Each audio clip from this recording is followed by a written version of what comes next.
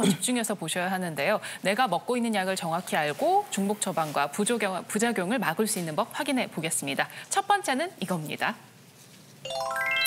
네, 약 봉투와 처방전은 생명줄, 항상 지참 마라. 생명줄까지 나오네요. 그 정도예요. 네, 내가 먹는 약이 무엇인지 좀 정확히 알면 좋지만 워낙에 그 약의 이름도 좀 어렵고 생소하셔가지고 일반인 분들은 알기가 쉽지 않죠. 그래서 요즘에는 이렇게 약 족보라고 할 수 있는 투약 봉투와 처방전 좀 보시면 좋은데요. 투약 봉투에는 이렇게 현재 복용 중이신 약물의 이름도 적혀 있고요. 성분과 하루에 몇 번 드셔야 되는지와 투약 일수 등이 적혀 있어서 굉장히 중요한 정보고요. 거기에 어떤 증상 때문에 드시는 약이신지 그리고 친절하게 요즘에는 발생할 수 있는 부작용까지도 이렇게 명시가 되어 있습니다. 그래서 이런 투약 봉투 반드시 버리지 마시고요. 좀 꼭 보관하시는 습관 가지셨으면 좋겠습니다. 그런데 처방전과 약 봉투를 분명히 사진 찍어서 보관을 하는데 이게 또 막상 찾으려고 그러면 이게 어렵더라고요. 많이 어렵던데.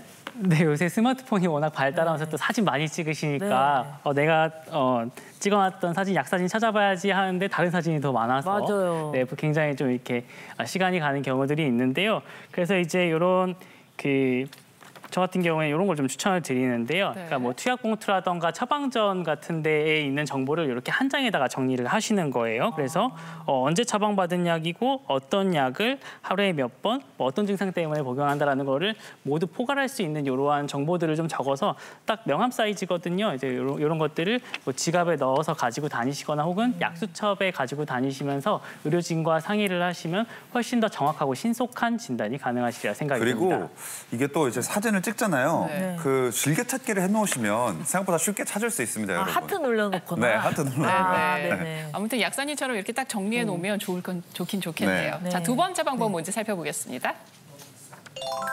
자, 내가 먹는 약 한눈에서 확인하라. 이런 게 있어요?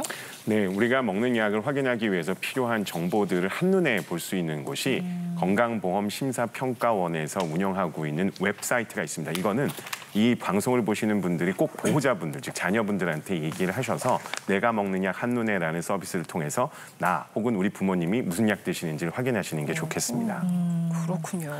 제가 궁금해가지고 직접 가입을 해가지고 한번 확인을 해봤거든요. 근데 제가 처방받았던 약과 먹고 있는 약 뭐 이런 게 병원 갔던 내역이 쫙 한눈에 볼 수 있게 나오더라고요. 그래서 제가 어떻게 하면 좋은지 한번 설명을 해드리도록 하겠습니다.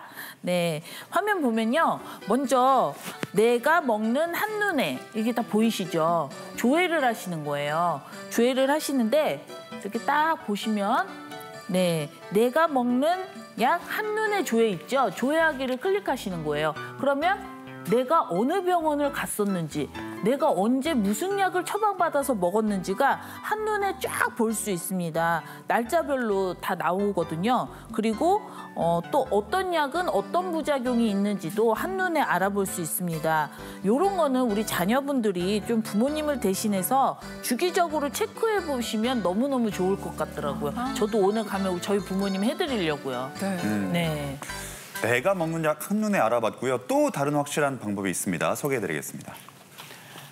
자, 다제약물관리사업단에 도움을 청하라. 이 다제약물관리사업단은 뭐 하는 곳인가요?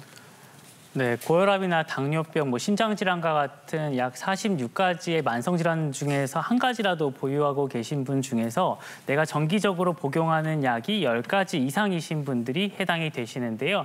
현재 국민건강보험공단과 이 약사회가 함께해서 그 약사님 두 분이 실제로 가정으로 방문을 하셔가지고요. 지금 복용하고 계시는 이 약이 중첩되는 것은 없는지, 오남용되는 거나 누락된 건 없는지 체크해드리면서 복약 지도를 해드리는 시스템이고요.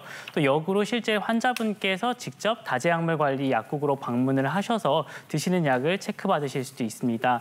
네, 무료고요. 그러니까 국민건강보험공단 1577-1000번으로 연락하셔가지고요. 현재는 전국 시군구 60여 개에서 시범사업으로 진행 중이거든요. 거주하고 계시는 곳이 해당 지역에 해당하는지 확인하시고 신청해 주시면 좋겠고요. 그리고 이제 통합돌봄법이라는 이런 법이 내년부터 시행 예정이기 때문에 전국 단위로 법제화가 됩니다. 그래서 그래서 사각지대에 계셨던 분들도 활용하실 수 있으니까 꼭 잊지 않고 활용해 보시면 좋겠습니다. 네. 이런 분들이 늘어나고 있기 때문에 여러 병원들에서 다약제 관리 사업단을 운영하고 있습니다. 뭐 분당 서울대병원, 아산병원, 세브란스병원 여러 병원 등에서 이런 것들을 운영하고 있으니까요. 한 번 정도 꼭 한번 찾아보시면 좋겠습니다. 네. 와, 집으로 약사님이 방문을 해서 체크를 해주신다고 하니까 얼마나 든든해요. 꼭 이용해 보시기 바랍니다. 네. 자, 그럼 약이 진짜 약되게 먹는 방법을 한 퀴즈로 준비해봤거든요. 한번 풀어보도록 하겠습니다. 네, 자신 있으십니까? 자신 있죠. 제가 이 약 보십시오. 오. 약발은 제 권진영입니다. 네, 얼른 퀴즈 줘보세요. 네, 문제 주시죠. 반드시 식전 공복에 먹어야 하는 약은 1번 혈압약, 2번 무좀약, 3번 골다공증약, 4번 오메가3. 일단 무좀약은 아닙니다. 어. 무좀약은 아니고 1번 혈압약인 것 같아요. 왜냐면 아침에 일어나면 소변 본후에 혈압제라고 하잖아요. 혈압제고 약 먹는 게 루틴이 아닐까 싶어요.